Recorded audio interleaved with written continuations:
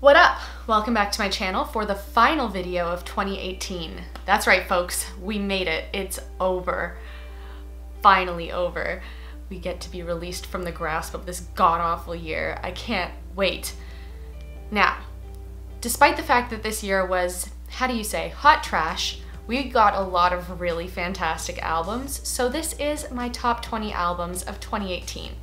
However, more accurately, it is my top 15 albums of 2018 and 5 albums I discovered in the last 2 weeks when putting this list together, where I thought, oh, I wish I knew this came out earlier. So they will definitely be part of my top albums of 2018, which is why I'm including them, because they're fantastic. So let's just jump right in. This is the shortest intro I've ever done on a video. Like and subscribe just for my growth, my character progression. The first album, oh, I should also mention, these are not in any order because I find that far too difficult. It's like looking at your children and being like, you're my favorite and you're my 5th favorite, you're 14. That just seems cruel. So these are just like my 15 albums all together and then the 5 I discovered all together. No order. You could probably determine my order more based off of how I talk about them, so feel free to try and put that together yourself. Also, if you want to just listen to some songs from each of these bands, there's a Spotify playlist link below. You can follow it, you can check it out. I have other playlists, they're not great, you'll enjoy it. So the first album is Now Now's Saved. I actually didn't realize at first what this album was because every time I saw it, I thought it was the Harry Styles album cover, and so my brain would just kind of like keep scrolling past when I saw it. It was like, yeah, we know what that is. Which is how I missed it for like a couple months after it came out. That's totally my bad for not actually paying attention to things. But it's okay, we're in the clear now. I've listened, it's amazing. I've listened a lot. Oh, I've listened a lot. You should too. My 2 favorite songs are in that playlist below. You can start there and then just like go right down the rabbit hole. The next album on my list, I know I said I wasn't picking favorites, but this probably is one of my top 3 albums of the year. Maybe number 1 even, I don't know. But it's 21 Pilots' Trench. Oh my god. I had no idea what to expect going into this album just because Blurry Face took off so quickly and so mainstream, and I just didn't know where they were gonna go from there. I wasn't sure if they were gonna feel pressured to make a more mainstream album or if they were gonna go weirder. But I was so happy with how Trench turned out. Every song is amazing. It's just so, it's so them. Like, it's still, oh, I don't know, I'm gonna get emotional. I had so much fun digging into all of the songs and the music videos and the lore and everything all summer for Billboard. And like, I feel like I probably loved this album more because I spent so much time researching every single detail. Like, I know everything about the history behind the words and how the words became this and the people in the past that created like the 0 symbol and how that ties into Nicholas Bourbaki and how Nico and like, I went so far down the rabbit hole that it's like I didn't even bother trying to get back out. I just was like, I live down here in the trench now and this is all we listen to, and it's like, it's fine. I'm fine with that. I thought this album was so incredible. I was so proud of Tyler and Josh. And Tyler's mom shared it on Twitter and said it was her favorite piece about the album. And I cried in California and it was beautiful. And I just really love this album. I feel like I don't even need to describe to you like, oh, this is what it sounds like. You guys already know. It's 21 Pilots. Like, we were all there. But what an album. Am I right? Am I right?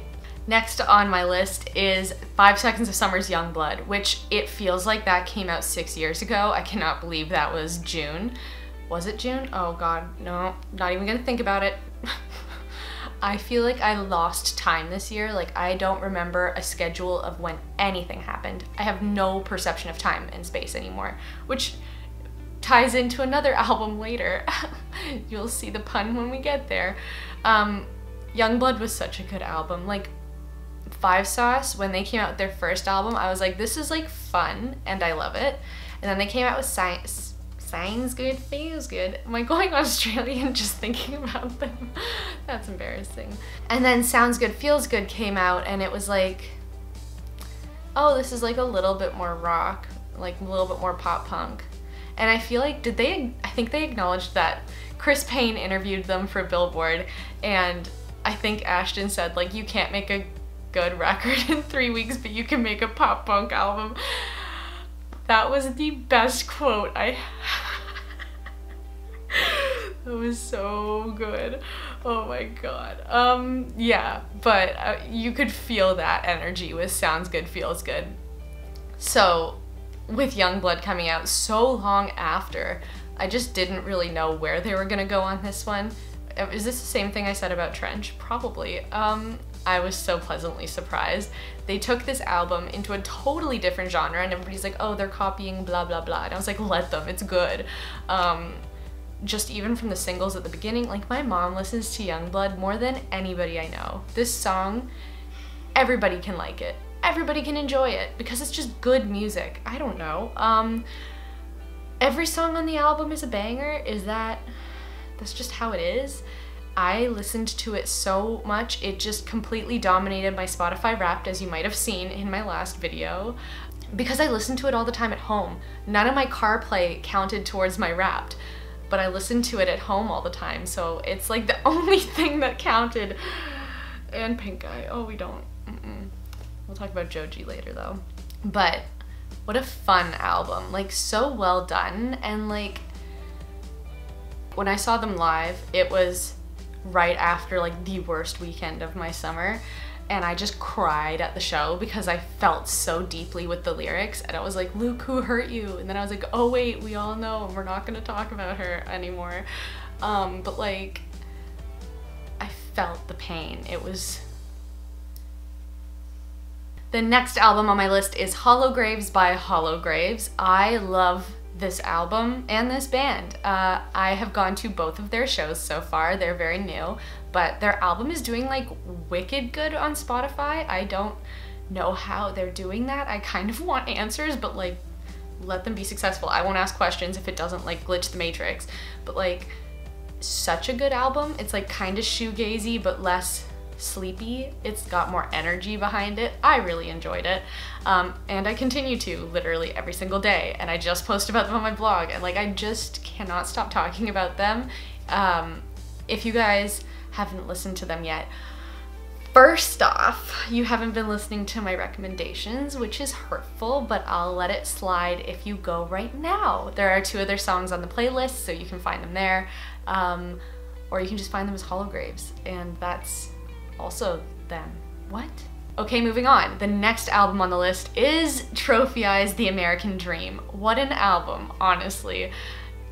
Everybody, okay, maybe this is just like a theme for 2018, but the progression, everybody just made such a leap from their previous album to this one.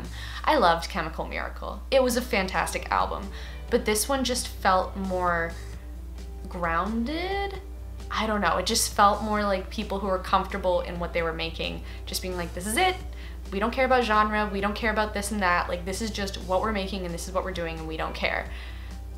And it just created such a masterpiece. I think it's so good. And like, getting to talk to John about it was really cool too, because just getting to hear the process behind it and what made it the way it was, and like what inspired him and what he was listening to and like what matters to him, makes it feel more real, and you feel more connected to it when you understand the story behind it. So that's kind of cool too. Yeah, it was just a really good album. But Chemical Miracle was really good too. Honestly, it could be in my top 20 albums of this year too if it wants to be. Like, who's really holding me accountable here? The next album on my list, I actually had no idea it came out this year, just because this year went on for most of my lifetime. Caliucci's Isolation. I have listened to Your Teeth in My Neck so many times. It doesn't feel like it could have possibly only been within 1 calendar year, just based on the number of times I listened to that song alone.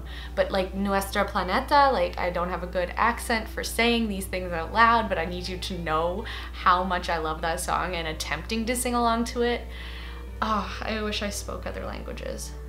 I've taken so many languages in school and I can't do anything. I can barely speak English, but like, I do start to learn things through songs, and I think that's kind of cool.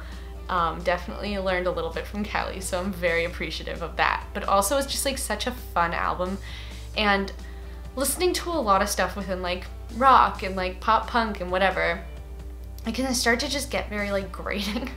So listening to something so smooth and nice is just like such a breath of fresh air. Oh, there's a few of those on here. I really, in like especially the later half of the year, like I really tried to expand on what I was listening to and like go out of my way to find more albums, as opposed to just like listening to what my friends are listening to and what I'm seeing on my timeline. Like just going out of my way to find things even when I'm busy, just because it makes the day feel a little faster. But this is definitely an album that I loved this year. I just can't believe it came out this year. Your Teeth, My Neck, and the song with Tyler, the Creator. What is it called? After the Storm. Oh my God.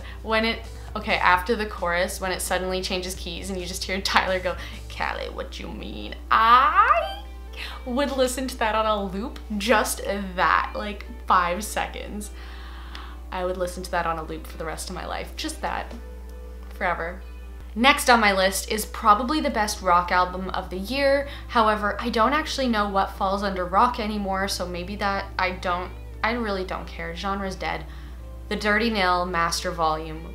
What an album. I love seeing Canadians do well, so I was like extra happy to see how great this album was, and like seeing my favorite bands from my childhood and now tweeting about this album being like, this is rock and roll, was like crazy. And like everybody I've ever worked with was like, this is the best album. And just like seeing a good wholesome Canadian band getting this kind of love and praise just felt really nice. Gives me hope in this music industry when things look like a raging dumpster fire all the time. I remember seeing them at Warped Tour a few years ago. I was supposed to be going, but then I couldn't get the day off work, so I went after work thinking things wouldn't be over, and they were literally like packing up already. So the only band I got to see was the Dirty Nil. They were playing one of those stages that they put like for local bands, and the lead singer made eye contact with me for an entire song without blinking. And like, I just need to see them live again so I can like overwrite that traumatic experience with a new one, because I was like,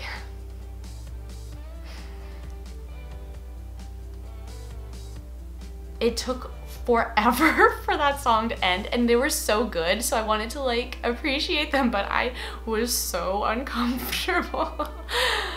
So anyways, it's really nice to see them doing well. I saw posters up for their album in California, and I was like, oh, Toronto boys. And just like, it's really nice to see Canadian acts getting recognition outside of Toronto. I'm so stoked.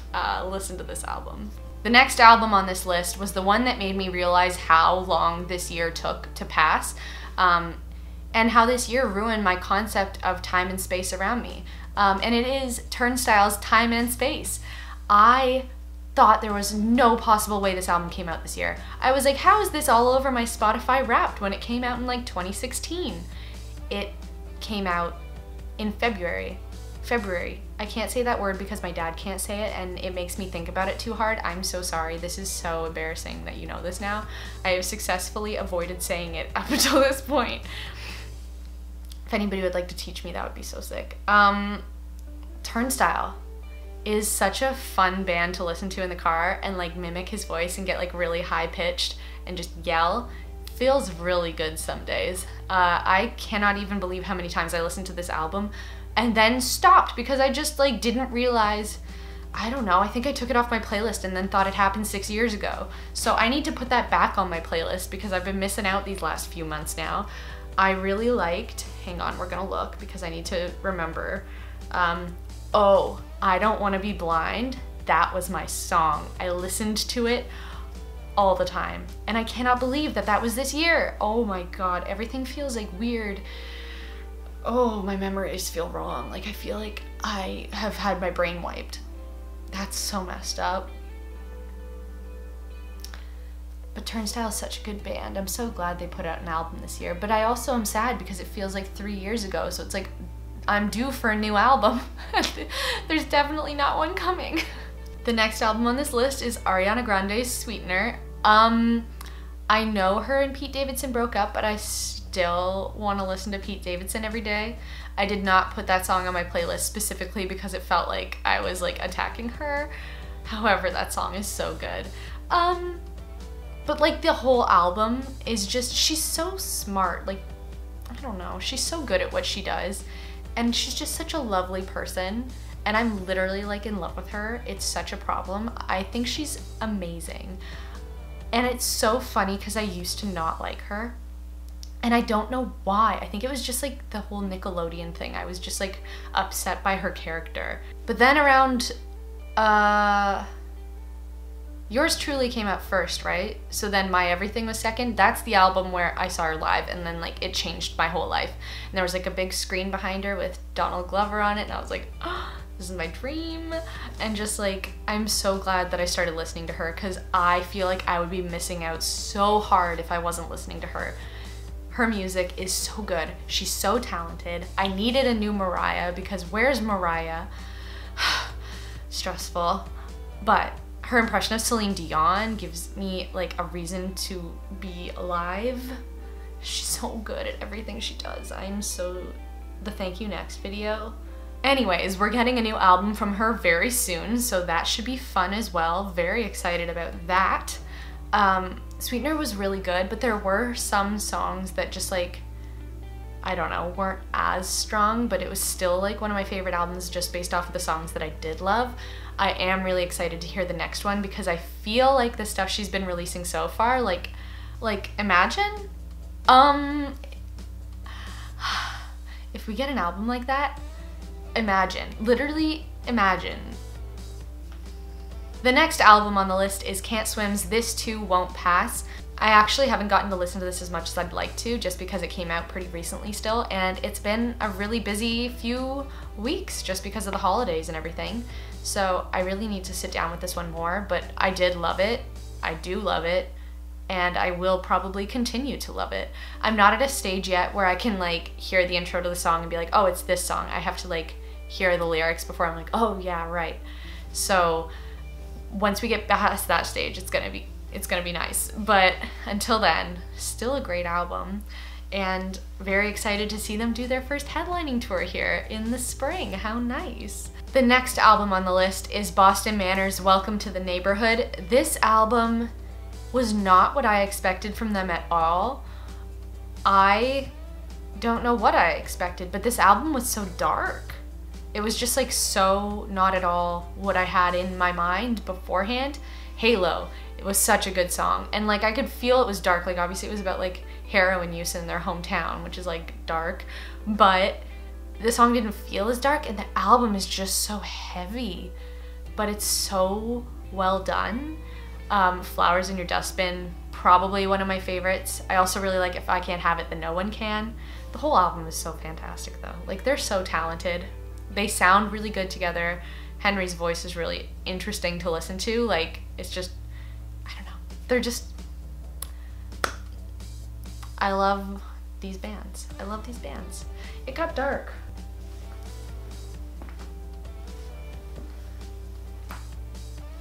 I'm sorry you guys had to hear that. Yeah, Boston Manor, fantastic band, great discography. This is a beautiful addition to the whole mix, and their vinyl pressings were also beautiful. Probably my favorite ones of the year.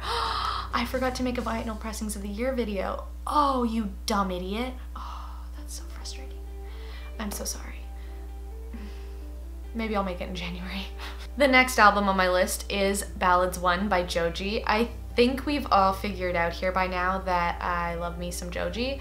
Loved this album, loved the EP leading up to it. According to my Spotify Wrapped, maybe loved his career as Pink Guy a little bit too much, and we're probably gonna try to stop listening to that off of private mode so people don't have to hear about it anymore. But Ballads 1 was not at all what I expected. I felt like it was gonna be more, I don't know. In Tongue set me up for something very like somber. And then we got songs like Can't Get Over You and No Fun. No Fun is so fun.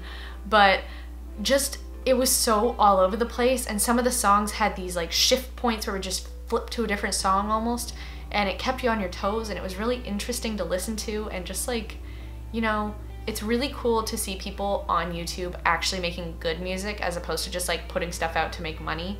Like you can tell that he's actually invested in this career as opposed to YouTube, and like just very happy to see him doing well because it seems like everybody's really enjoying what he's doing. Enjoying it enough to sell out both dates in Toronto in like 15 seconds when I tried to get tickets and got nothing. So I guess I'm not going. The next album on my list is the 1975's A Brief Inquiry into Online Relationships, which I think you all know how I felt about it because I made a very, very long video documenting my entire journey through the album. It really grows on you the more you listen to it. And I Always Wanna Die Sometimes is probably going to be a song that haunts me for the rest of my life. Like I'm gonna wanna put it in the background of every vlog and like play it during big life moments. Like it's like a movie song. So it's gonna be my life soundtrack song. If you wanna hear more about that, I'm just gonna leave the link to the other video below because I don't think I can say how I feel about it in anything shorter than 20 minutes. And I really don't wanna do that to you again so soon. So also with another album coming up so soon, I will have to do it again. So doing it to you 3 times is just too much. So please suffer in the other video and then come back here and suffer some more. The next album on my list is Real Friends' Composure. I told myself I was done with pop punk and then this album came out and I was like, well, maybe one more. And now I've decided I actually don't hate pop punk. Also, special mention to Between You and Me and their song Dakota, just because that song gave me hope for pop punk as well. Just want to throw that in there. But Real Friends, I've always liked them. I think they're so fun and just like the lyrics really hurt me and it's fine, but this album was just really well done and I feel like it brought in a lot of new fans. It was really accessible to new people. I know Liz Rogers actually liked this album and she doesn't like Real Friends, and it made me so happy to hear her say she liked them enough. She bought the record from my store and when I saw the order come through, I was like, question mark? Like, what? Oh my god, so happy. From the Outside was a really good intro single to bring people in, but then like Me First, oh, I could listen to that every day.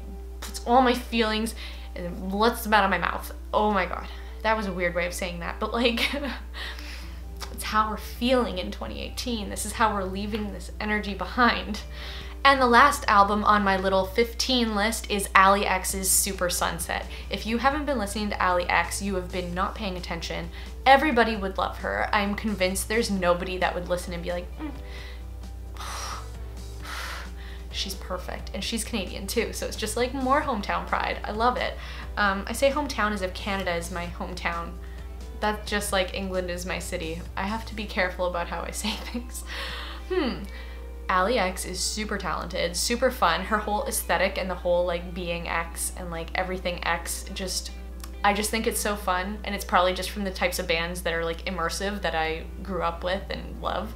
But her music is just like expertly made. I don't know how to describe it. She's just the type of songwriter that just, it's almost like it reminds me of Sia, where she's like, oh, I woke up and like wrote a song before I even got out of my pajamas. It's so easy for me. Like it just feels like there's that ease in her music where she doesn't have to try. It just happens and it's perfect.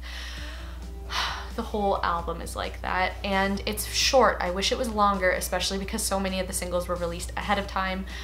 It just felt even shorter, but so good. I can't wait to see more from her. Everything she's done I've been obsessed with, and I was going to start putting songs from like her past albums and EPs onto my playlist, and then I was like, no, that's not fair to everybody else, but like please know that the thought was there because I think she's perfect. And now for my 5 albums that I am super excited about that I didn't listen to because I didn't know about them, and then this last week or two I discovered these 5 albums and was really mad at myself for not listening sooner, but now that I know about them I can give them all the love and spins they deserve. So these are the 5. I don't have a ton to say about any of them just because they're so new to me, but I wanted to share them and maybe we can all listen together. Oh my gosh, how cute would that be? We all get into these albums at the same time. So cute. So the first one is Mitski's Be the Cowboy. I heard people talking about it, but the song Nobody didn't grab me at first, and I was like, oh, maybe this album just like isn't for me. I was so stupid. I was so stupid. I was like, I should listen to it just before I make my year-end list. And I was like, oh no, this whole album is literally perfect and it's everything I care about in this stupid world. Now I feel really dumb, so I'm really excited to finally dive into that now. I know it's late, however, music is eternal, so I can listen to it for the rest of time. And really, in the grand scheme of things, those first few months are only a small slice of the pie that is the rest of eternity. Whoa. The next one is No Name's Room 25. Oh my god, so good. I'm so mad I didn't listen sooner. It's so, as soon as I started listening, the first thing I thought was like, oh, she used to do slam poetry, didn't she? And I looked it up and she did, and it's just like, I'm such a fan of slam poetry and like button poetry. And just the way that her words flow with the beat and like do this whole thing, like you can feel it like dancing with the beat. And it just, I could feel the slam poetry history there. And it's so good. Like she just, oh, it doesn't, oh my god, I don't know how to describe it. It just feels so natural.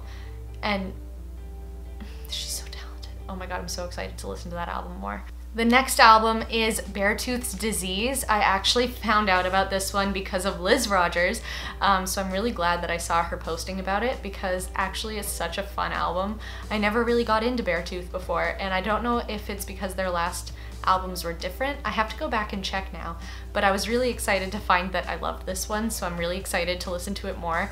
Maybe, Liz said it's really good for running too, so like maybe I will start exercising more and then I'll listen to this album and then I'll be super healthy and like the picture of perfect health in 2019, can't wait.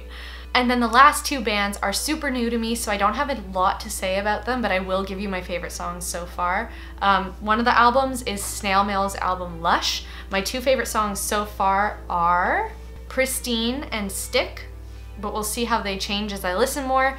And the other album is Soccer Mommy's Clean, my favorite songs so far being Still Clean and Your Dog. I'm so excited to listen to them more. I'm so excited to see what new music 2019 has to bring us, and that is my list. Thank you so much for watching me struggle through trying to find a way to talk about the music I loved this year. I wish I knew why it was so hard for me to actually summarize these things, but maybe one day we'll figure it out. Maybe like 2022, we'll try again. But until then, thank you so much for watching. What were your favorite albums of the year? Please leave them below. Tell me if I missed anything good. I want to know what else I should be listening to. Obviously, there was at least 5 amazing albums that I missed until recently, so I'm sure there are a ton more. Please tell me about them. I'm so excited to find out more things. Yeah. Oh my god, 2018 is over. This is it. These are the final minutes of video that I will be filming this year, and then we get to start fresh next year, and I cannot tell you how excited I am. I hope that you all have a lovely new year. Don't drink and drive. Have a good time, and I will see you guys in 2019. Bye.